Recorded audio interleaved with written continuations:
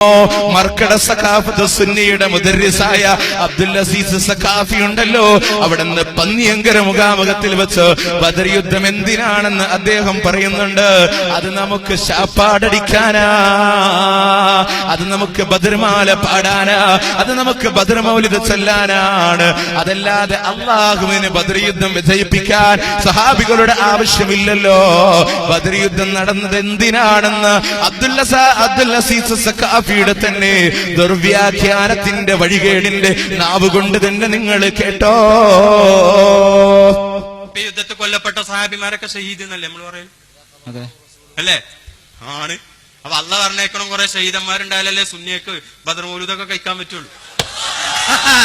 അതിനാണ് അല്ലാതെ ഇവിടെ ദീന് വിജയിപ്പിക്കാൻ അള്ളാഹുവിനെ അബൂജാലിനെ കൊല്ലക്കേണ്ട യുദ്ധത്തിന്റെ ഒക്കെ ആവശ്യമുണ്ടോ? ടിന്നാണ് ജിബ്രീലിന്റെ ഒരു ചിറക് ഉപയോഗിക്കേണ്ട ആവശ്യമുണ്ടോ അബൂജാലിനെ കൊല്ല? പിന്നെ അവിടെ ബദർ യുദ്ധം നടത്തി എന്തിന്? ഈ ദീന് പ്രയോഗിക്കാൻ അള്ളാഹുവിന് ഒന്നുമില്ലാതെ തന്നെ കഴിയൂലേ? പിന്നെ കുറെ ആളുകളെ ഷഹീദാക്കി എന്തേ? അത് സുന്നിയക്ക് ബദർ മൗലൂദ് കഴിക്കണം, ഇവിടെ പ്രസ്ഥാനങ്ങൾ ഉണ്ടാകണം, കുറെ ആളുകൾക്ക് കൂലി കിട്ടണം, ഷഹീദാകണം, അതിന് തന്നെയാണ് അതൊക്കെ. അല്ലെ അബൂജാലിനെ കൊല്ല ഇക്കണ്ട സാഹബത്തിന് എങ്ങനെ ഇറങ്ങാറാക്കണ്ട എന്താ ആവശ്യമുള്ളേ?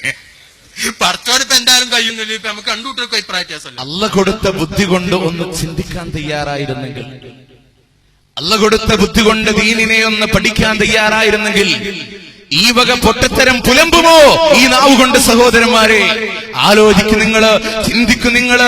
ഈ നിലയ്ക്ക് ഇസ്ലാമിനെ തങ്ങളുടെ പള്ളക്ക് വേണ്ടി ദുർവ്യാഖ്യാനം ചെയ്യുമ്പോ, ഭൗതിക ലോക വ്യാപാരത്തിന് വേണ്ടി, കച്ചവടത്തിന് വേണ്ടി ദീനിനെ കച്ചവടം ചെയ്യുമ്പോ മുജാഹിദുകൾ വേണ്ടേ ബദരീങ്ങളുടെ ആദർശങ്ങൾ പറയാൻ? നിങ്ങൾ ചോദിക്കൂ, ഈ സമൂഹത്തിനെ അങ്ങനെ പഠിപ്പിച്ചു പോയി. നാട്ടിലൊരു കാരണവളെ വിളിച്ചുകൊണ്ട് നിങ്ങൾ ചോദിക്കുക, ബദരീങ്ങളെ കുറിച്ച് നിങ്ങൾക്ക് എന്തറിയാം?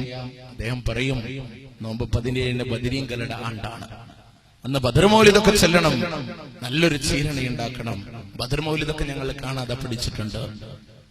അടുത്ത ചോദ്യം നിങ്ങൾ ചോദിക്കും, പരിശുദ്ധ ഖുർആനിൽ ബദരീങ്ങളെ കുറിച്ച് എന്തെങ്കിലും പറഞ്ഞിട്ടുണ്ടോ? 3-ാം അധ്യായം സൂറത്ത് ആൽ ഇംറാനിന്റെ 121 തുടങ്ങിയ ആയത്തുകളിൽ ബദരീങ്ങളെ കുറിച്ച് പ്രതിനിധീകരിച്ചത് എന്തെങ്കിലും അറിയുമോ? അതിനെക്കുറിച്ച് വായിച്ച് നോക്കിയിട്ടുണ്ടോ എന്ന് ചോദിച്ചാൽ അറിയില്ല.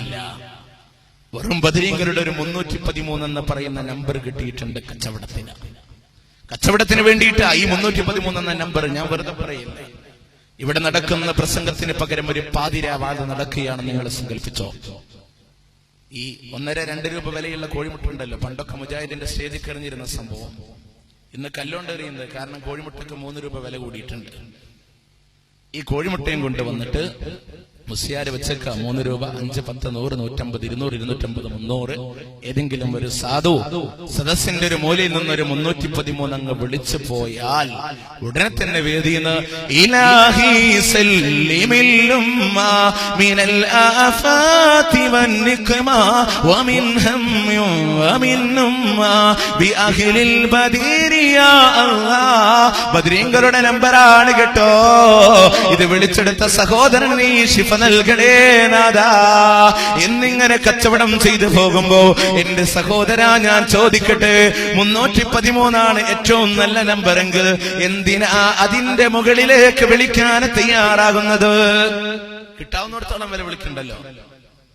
നിങ്ങൾ ആലോചിക്കണം, ഒരു സദസ്സിൽ കുറെ കോഴിമുട്ട ഒരു ബേസിൽ കൊണ്ടുവന്ന് ഓരോന്നായി വിറ്റാൽ എന്ത് ചെയ്യില്ല, പ്രാസംഗിന്റെ സമയം പോകും. അതുകൊണ്ട് പ്രാസംഗം പറയാ, എല്ലാവർക്കും എന്ത് ചെയ്യാ, സദസ്സിലുള്ള എല്ലാവർക്കും ഓരോന്ന് കൊടുത്തോ. നിങ്ങൾ ആലോചിക്കണം, സദസ്സിൽ കർഷകനുണ്ട്, കൂലിപ്പണിക്കാരനുണ്ട്, കൽപ്പണിക്കാരനുണ്ട്, എല്ലാവരും ഉണ്ട്. ദിവസേന ജോലി ചെയ്ത് അതുകൊണ്ട് കുടുംബം പോറ്റുന്നവരുണ്ട്. എല്ലാവരുടെ കയ്യിലും ഓരോ കോഴിമുട്ട കൊടുത്തതിന് ശേഷം മുസ്ലിയാരെ സ്റ്റേജുമെന്ന് പ്രഖ്യാപിക്കുക. പരിശുദ്ധ റമദാനൊക്കെ അല്ലേ, ബദരീങ്ങളുടെ നമ്പർ തന്നെ ആയിക്കോട്ടെ, 313 രൂപ. അത് പിടിച്ചവന്റെ മനസ്സപ്പ പൊട്ടി.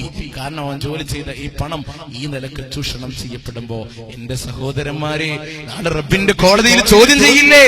അള്ളാഹു ചോദിക്കില്ലേ? എന്താ മറുപടി പറയുക? എന്താ ഇതിന് ഉത്തരം നൽകുക? ഈ നിലക്ക് ചൂഷണം ചെയ്യുമ്പോ നാണം എന്നുള്ളത് ഉണ്ടോ ഇവർക്ക്?